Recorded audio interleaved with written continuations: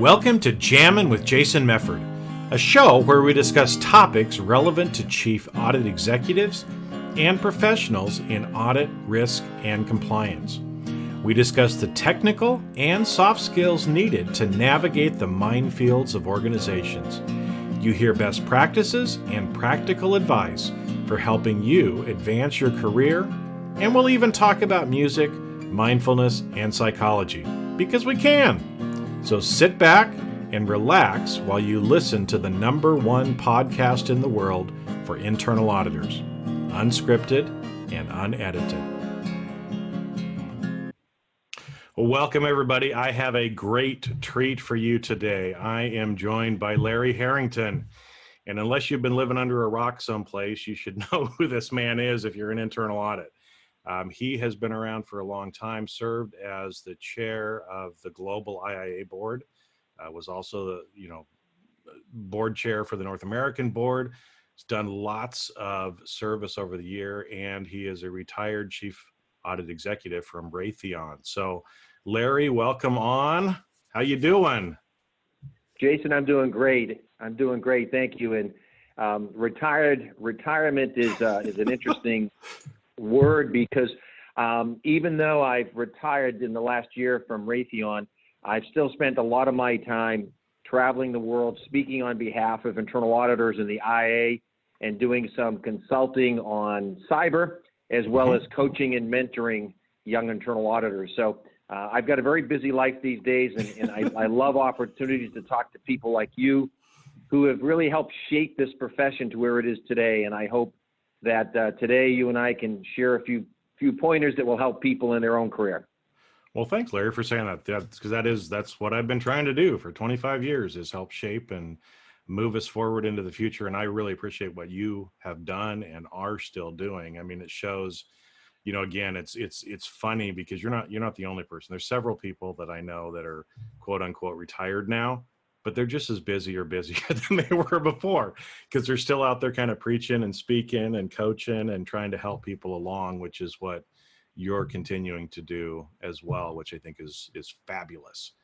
Now, I wanted to kind of, give a little bit of time here at the beginning because, I just gave a couple of snapshot things, but maybe, kind of go through and explain to everybody, what your career path was, in order to get to become a chief audit executive, because I know there's lots of people out there that are like, someday I'd like to be this, but how do I do it? So the way you figure it out is you see what other people have done and how they were successful, and you try to do some of the same things. So kind of maybe give us a little background on your career and how you got to where you were as chief audit executive there at Raytheon.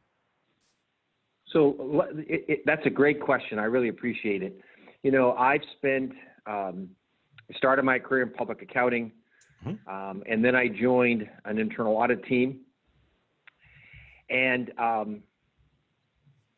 I've spent 3 different times, I've left internal audit, once to be a vice president of finance, another time to be vice president of operations, and another time vice president of human resources. And each time I left internal audit, I learned more about how internal audit could really add value and how internal audit could better understand what it's like on the front line, as opposed to coming in 6 or 8 months after a decision and auditing with today's facts versus 6 months ago when the decision had to be made. So I learned a lot each time. But let me just step back for a moment, because very early on in my career, I read a book called Awaken the Giant from Within from Anthony Robbins. And that book was all about how to awaken the giant within you. It talked about the importance of personal branding. It talked about the importance of career planning. It talked about the importance of risk-taking. But it took you through, how do you find your passion in life? What is it that's so important to you? And I realized that I didn't have a career plan at the time. I didn't have a personal brand. I had a personal brand because everyone does, but I wasn't managing it. I wasn't recognizing it. So after that book, I sat down and I started to think about what is it I wanted to do. And it wasn't, I want to be a chief audit executive. It was, I wanted to be someone who could create positive change with a sense of urgency. I wanted to be someone who was in a position who could help recruit, develop talent, in a position where I could make a difference for the organization, make a difference for the world. And so when you start to think in such broader senses, you start to realize, as an example, in my local community, I ran for the city council, Board of Selectmen it was called. Oh, wow. And why would I do that? That gave me experience with meeting, I was an introvert like many auditors, but when you're out campaigning, you can't be an introvert. Yeah. When you're sitting on a city council and you're trying to develop strategy and influence others and drive change, you learn so many things. I served and was elected to a school committee, again, so that I could develop different skills. So when you start to think about your career and you start to think about your personal brand and what do you want to be and where is all that passion, you can then start to fill in gaps so that you may not get all the experience at company A or company B, but you can seek it outside as well through volunteerism, whether it's volunteering for the YMCA or to run for city council or school committee. In fact, I'll tell you a funny story. I was elected to the Board of Selectmen in this particular town. And at the end of the first term, I decided I wasn't going to run for a second term. It just wasn't all that I thought it was going to be, trying to change the wheels of government. This creating positive change with a sense of urgency was a little eye-awakening in government. So I decided not to run, and there were 5 people running for the 2 available seats, and I ended up winning on a write-in basis because I was #1 candidate. They wrote my name in over 2,000 times because they wanted me to stay. And so you'll learn very quickly about what personal branding is, and you learn about communication, and you learn about how do I develop the skills. And so when I moved into finance or I moved into human resources, I moved into operations, they weren't natural moves at the time, but they were risk, but they gave me insight. And when I look back and I asked each time, why would you ask me to do that? They said it was because you create change every place you've been, Larry, and we need change in HR, or we need change in operations, we need change in finance. So I urge all folks that are listening to sit back and understand, where's your passion?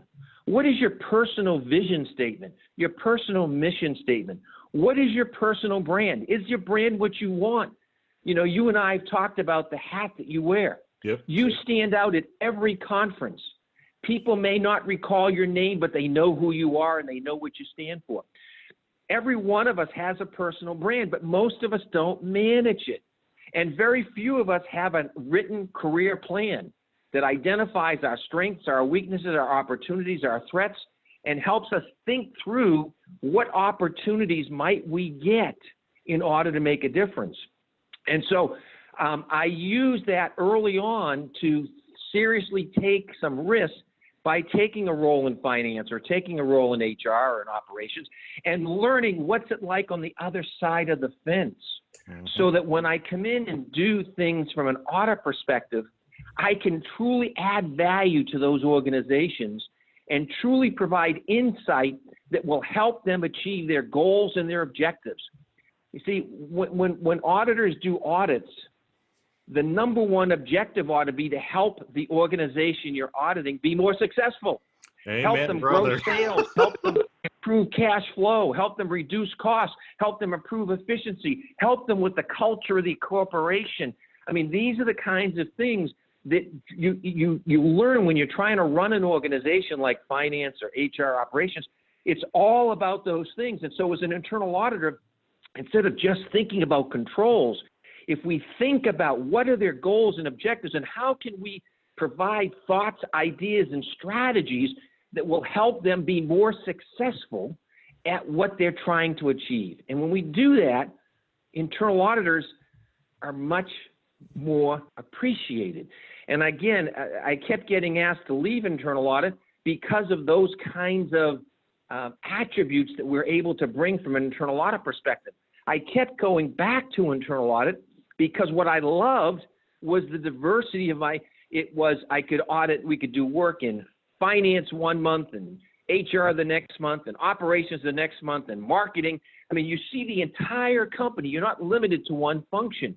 And that's what's so exciting, Jason, about internal audit is you get to see the entire company and every aspect of it. And you see it unlike anyone else other than maybe the CEO. Mm-hmm. And if you truly have the ability to attract and retain the right people and develop the right skills and have the right attitude and mission, you can truly add value to every function in the organization and create a brand for internal audit that says, hey, I want to work there, and one that says, I want to hire those folks because they make such a difference to the organization. Mm-hmm. Wow. Okay. So there's a lot to unpack from just what you said, because it's yeah, you know, I think for everybody who's listening, okay, listen to Larry's passion. Okay. It's no wonder that this man was a success in his career when you listen to the passion and you hear some of the stuff that he just said. Okay.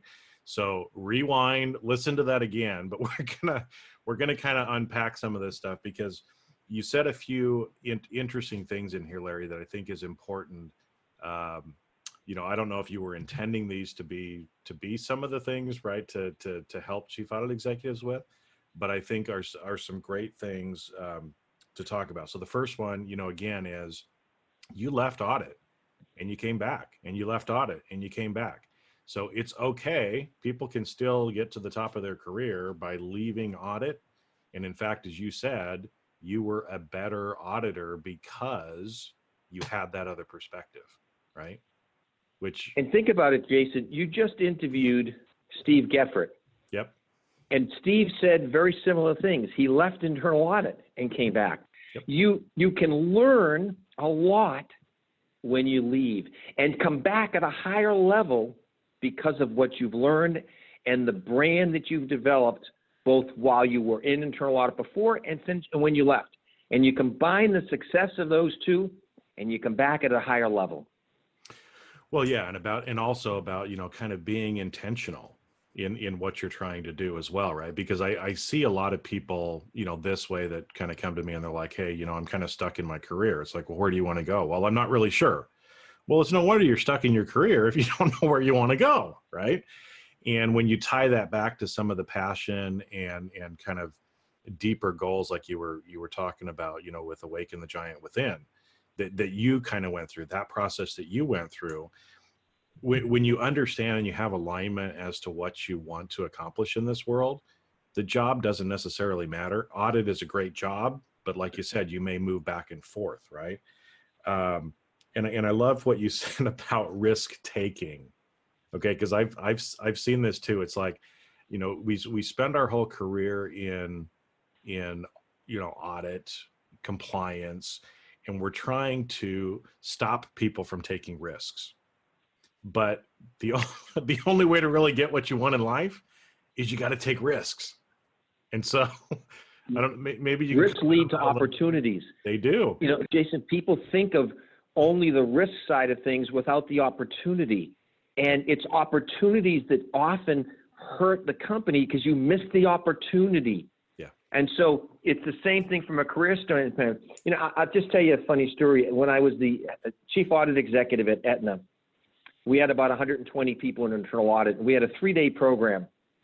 And it culminated at the end of the program with 3 circles of about 40 people. We were inside the hotel. We had the sound up to, I don't know, 120 decibels to the sound of Rocky. And what we did is we were having people, you know, kind of break the karate board. You've seen that before. Uh-huh. Yep. And the instructors were trying to teach us how we can do more than we think we can do. It's in your mind. And so they ended this 3-day session with that. And I can remember being in my circle, and, you know, they're just explaining to us how you do it. You don't hit the board, you go through the board, et cetera.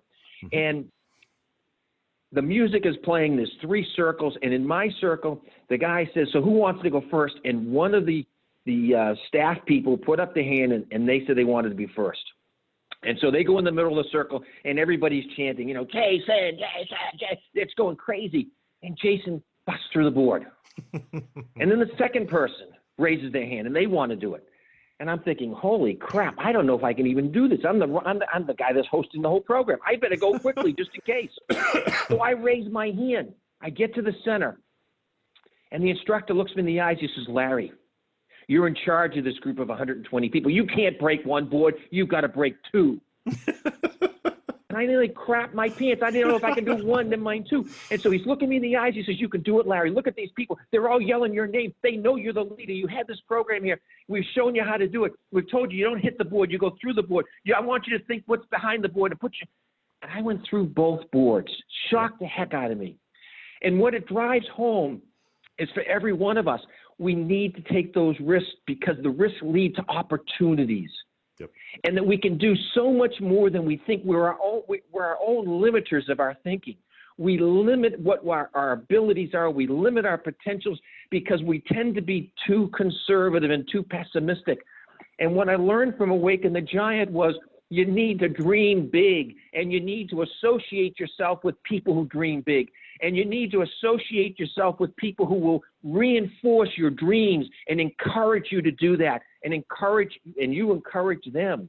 Yep. And so when you think about the risk, whether it be taking a different job, whether it's a different company, whether it's a different part of the country, think about it first and foremost. Do you have a career plan?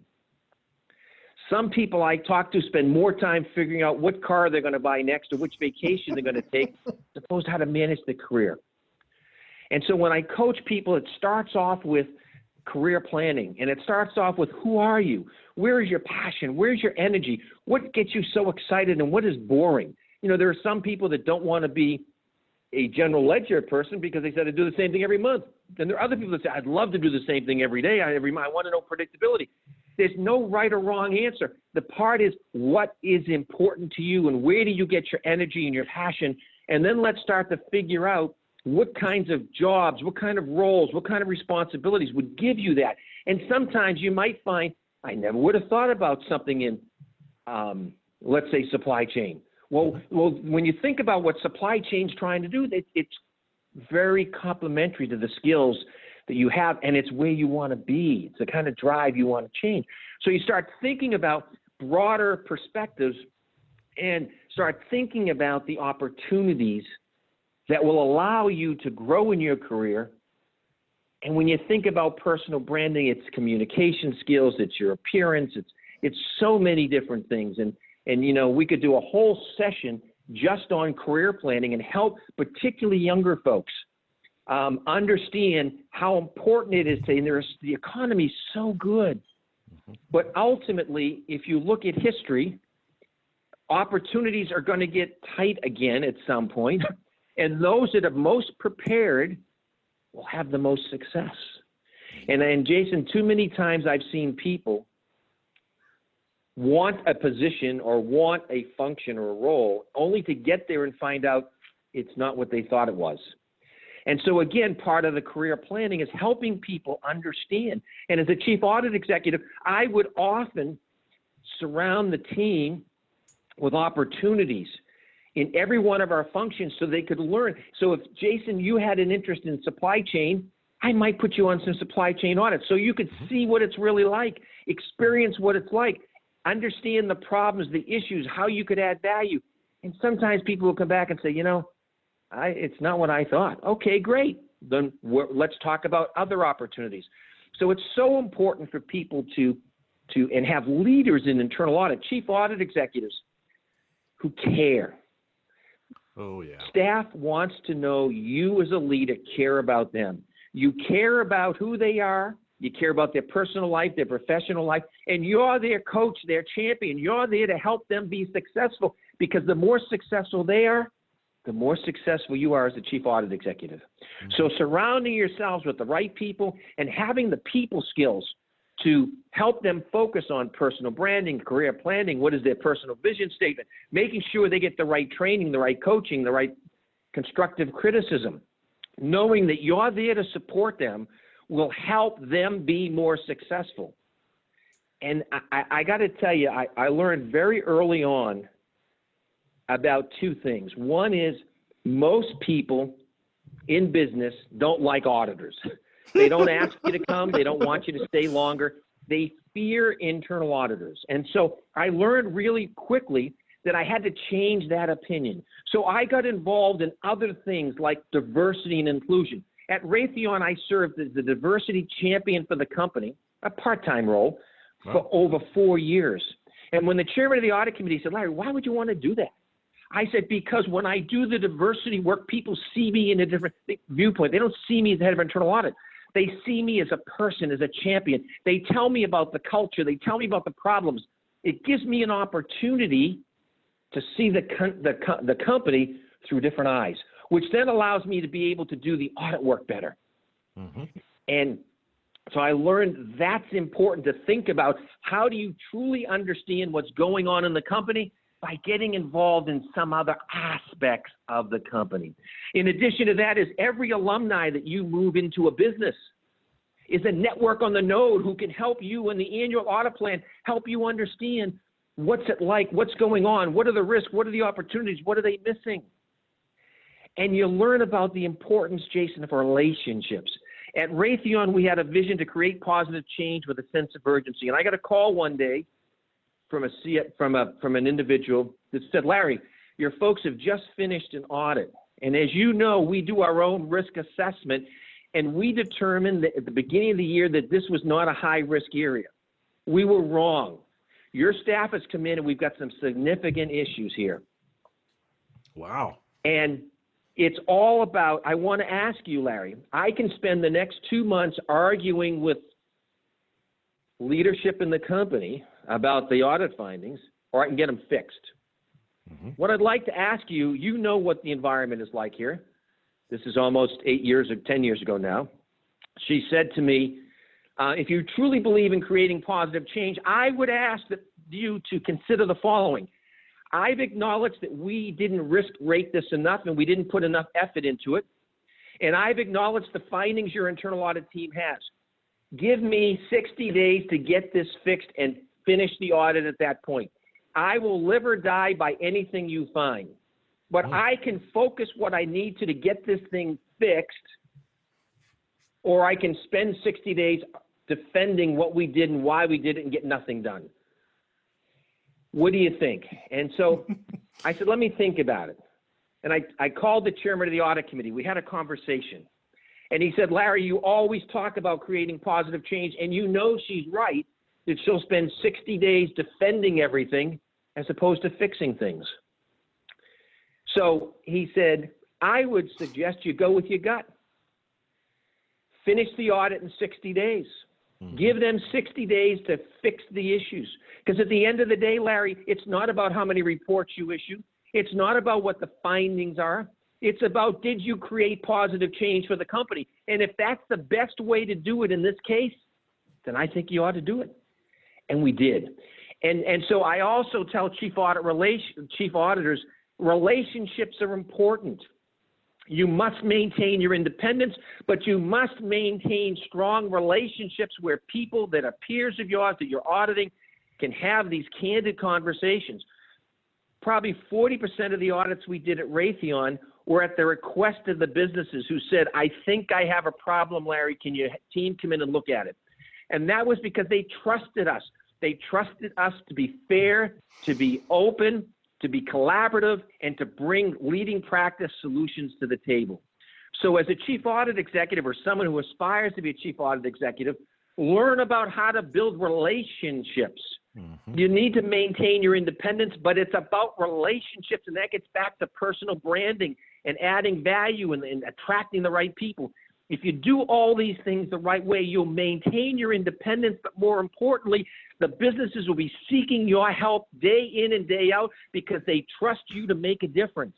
And that's what a chief audit executive needs to be doing today. And whether it's artificial intelligence, blockchain, if they view internal audit and the people and the skills you have as unique and leading edge, they're going to put you on all those teams to provide insight and foresight and help them think through the control environment.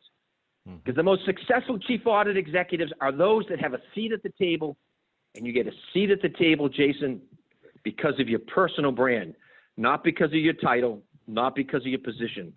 It's how you present yourself and how you present value day in and day out to help each of those peers be more successful at what they're doing, as opposed to, hey, I look good because I made someone else look bad. Yeah. I always found time in the meetings with the CEO when we'd have a round table with his direct reports, because I was a direct report. I always found a way to shed light on something someone else did successfully.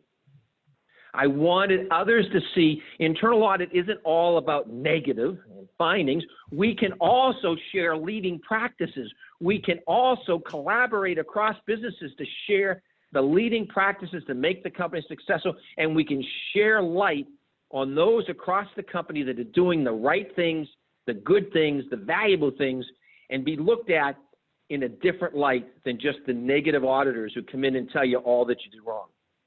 Well, and I think that story that you just explained about the audit, you know, and the executive coming back to you, this is a great one for us to kind of, again, summarize for people, because I think, you know, I've been preaching the same thing that you have for a long time, that it's more about the soft skills and the building of relationships. That's gonna get you to trusted advisor status way quicker than the technical. You have to be technical, but if you cannot do those soft skill, manage relationships, influence people, you know, and really have the bigger goal of the company in mind, you're not going to be seen as a trusted advisor. And so I love that story, because how you reacted is the way that everybody should be reacting, right? Because it was in the long-term interest of the company. Again, like your audit committee chair said, Larry, it doesn't matter how many audits you issue. It's like, help the company, right? So if this is going to help, and it's going to make a lot more sense for her to spend 6 months fixing it, let her fix it. Let her look good. She's not going to make that same mistake again. The company is going to be better off. And so, you know, waiting to finish the audit for 6 months was the right decision. But what I would see a lot of people doing is saying, oh no, I cannot do that. You're trying to control the report, and you didn't do good, shame on you. So we're going to issue the report, and then you go fix it. And, you know, I think, again, it's like, I see so many people kind of taking that sort of thought, or believe that that's how they have to remain independent, and they can't give in or do anything like that, where we really have to do exactly what you did, is take the long-term relationship approach. That's not only going to help the company, but it's also going to set you and the internal audit group up better for building those relationships. I bet you didn't have an issue with that part of the business, did you? Anytime you would come in afterwards? They invited us in. They would invite you in, to help right? them think about things. Yeah. And Jason, you know, I don't want people to lose the fact that I reached out to the chairman of the audit committee. We had a conversation. I engaged him in the support, so someone wouldn't think we were just selling out, or we were giving up on something so that we could make someone look good. I wanted to collaborate with him as well, and we came to the decision it was the right thing to do. It took courage, it took risk, it took communication. And one other thing I would share with you and your audience is, when I was chairman of the global board, my theme was invest in yourself. And I chose that because so many auditors today, based on the data, get 40 hours of training in a year. And when you think of the fifth industrial revolution we're in today, you think how fast the world is moving, and how technology is changing, and blockchain and artificial intelligence, and how all that's happening. How do you possibly keep current and add value at 40 hours a week, 40 hours a year? I mean, as auditors, you've got to be world-class at auditing skills. But then you've got to understand all the functions you're auditing. And then you've got to understand risk and opportunities. And then you've got to understand new technologies, et cetera. And so it's so important today for auditors to understand, as part of your career plan, you need to be willing to invest in yourself. Invest in getting a CIA. Invest in getting an MBA. Invest in reading business magazines. And invest in reading business books. Invest in yourself through webinars and other opportunities, because those who are best prepared are the ones when the opportunity presents themselves that are going to get the opportunities. Mm-hmm. And today, everybody talks about the need for work-life balance, and it's so true, but you can listen to books on tape while you're driving or working out. There are so many ways for you to balance it so it's not a burden, but those today that are willing to invest in themselves and grow their skills and grow their reputation and grow their brand and grow their relationships, those are the ones who are going to succeed at being a chief audit executive or a vice president of finance or operations or the CEO of the company. And those who aren't, you know, if you look at the latest data on artificial intelligence and things like that, it's suggesting 25 to 40% of the jobs that exist today could be gone in 10 years. Mm-hmm. You don't want to be one of those whose jobs are eliminated. Artificial intelligence is eliminating people in finance and legal.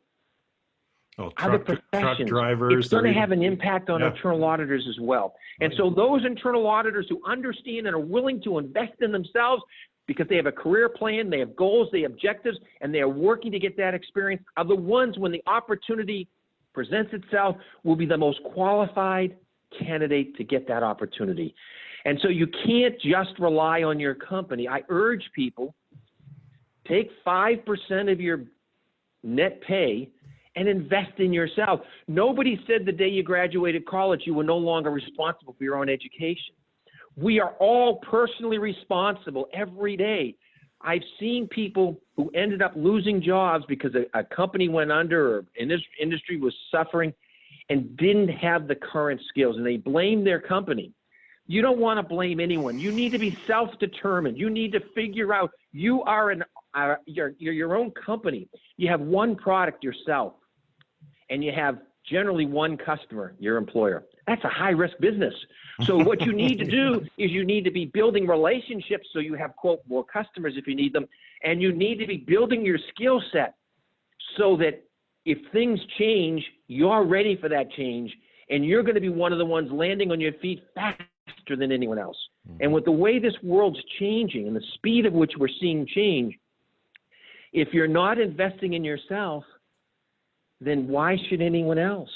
And today, organizations, companies, I look at you, Jason, I look at the things you do to build your brand, to build your reputation, and to build the success of the people that you're working with. Mm-hmm. And the more you can help those folks become successful, the more Jason becomes successful. The more he helps people become successful, the more he becomes successful. And so I look at the things you're doing like these here or the webinars, et cetera, the investment you're making in your brand. And that's all I'm asking auditors and business people from around the world. Invest in yourself so when the world changes, and it will, and when negative things happen, and they will, you'll be ready and you'll be on top of the pile and not at the bottom of the pile. Mm-hmm. Well, I'm just sitting here as you're talking, like throughout this whole, you know, we've been going a little over 30 minutes already. I'm just sitting here smiling, right? So I guess first off, I need to kind of pause and thank you because so much of the time, right, when I say things about lifelong learning and investing in yourself and, you know, increasing the soft skills and developing the relationships more, that's how you get to trusted advisor status. A lot of times people look at me like I'm kind of crazy. And so thank you, Larry, for preaching effectively for the last 30 minutes that, hey, everybody, Jason's not crazy. Larry's not crazy, right? There's some of us that are out there that are really trying to help you, right? And it's I mean, like you said, my passion behind this is really to help people unlock their potential, live the life that they really want to have, live the career they want to have, invest in themselves, lifelong learning. You know, and like you said, things like listening to this podcast, that's learning. You know, I spend an hour and a half to 2 hours a day doing some kind of learning myself, right? And again, not saying everybody has to do that, but like you said, you know, I love your idea of, hey, set aside some of your net pay to invest in yourself, because you're exactly right. And I hear people say this all the time, well, I can't afford that. And it's like, you can't afford not to invest in yourself. Right. Because... A great example, Jason, people tell me about, Larry, how many books can I read? Well, you know, there are companies that actually read books for you, and they'll give you every month 2 or 3 great book summaries from 12 to 30 pages, and it's $100. Yeah. And if you had 5 friends, it's $20 a person, and someone reads 36 business books for you on leadership, innovation, creativity. The Simon Sinek book on, start with asking why. I mean, great books. There are so many easy ways for us to leverage. So we have to. It's not that hard if we are serious about the things that you talk about day in and day out. And I've introduced you at a number of IA events, and I tell the audience they're in for a great treat because of your passion and your energy and your wisdom.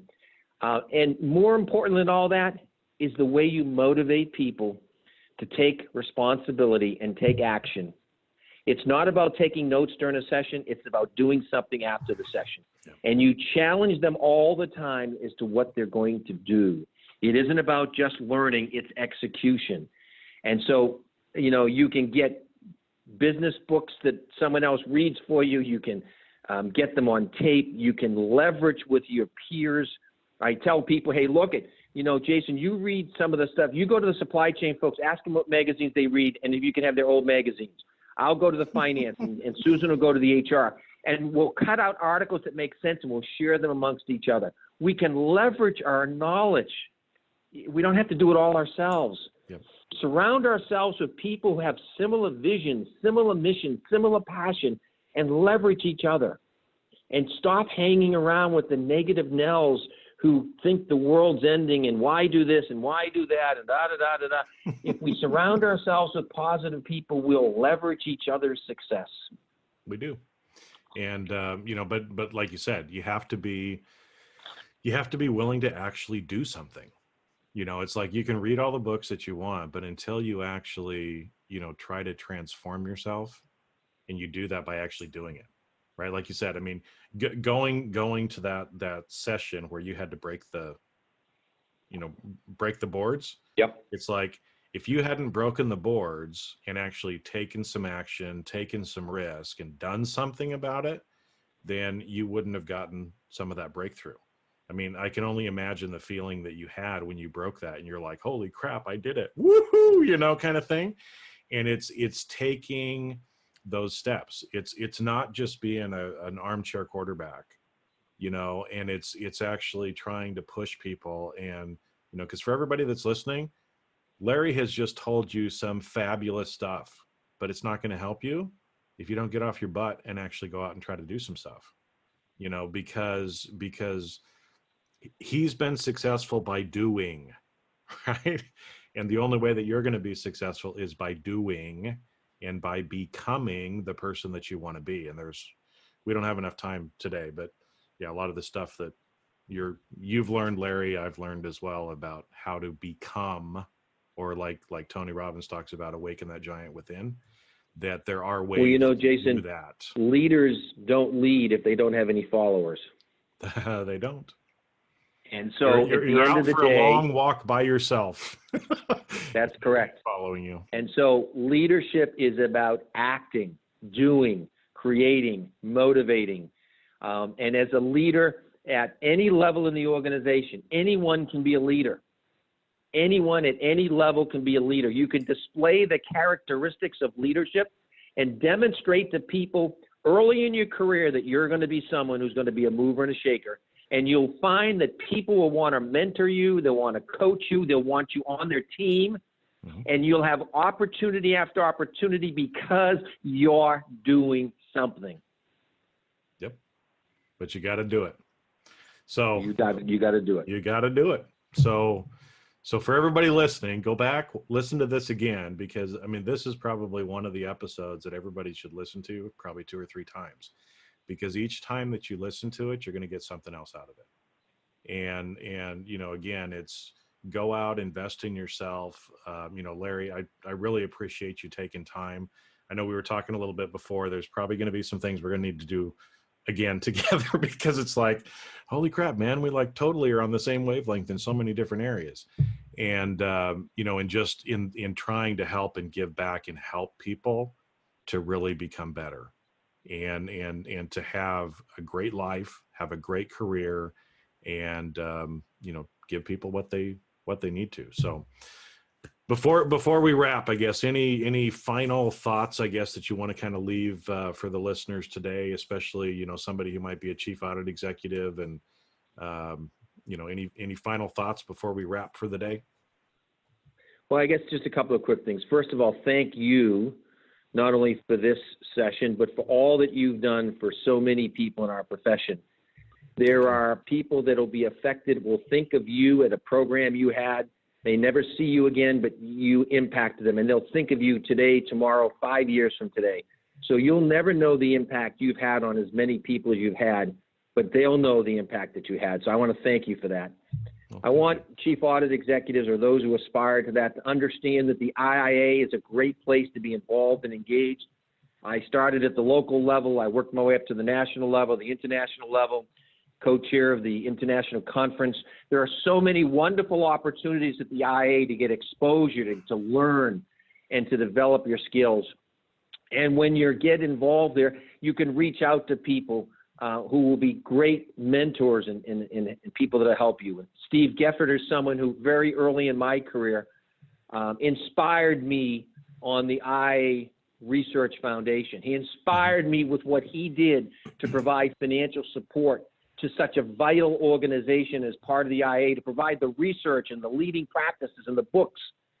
And so when you get involved, you don't forget people like him or Denny or so many others that have taken the time to give you words of wisdom or inspiration or encouragement when you're kind of down. So get involved, get active, and the IA has so many great leaders who are willing to help you and coach you and mentor you.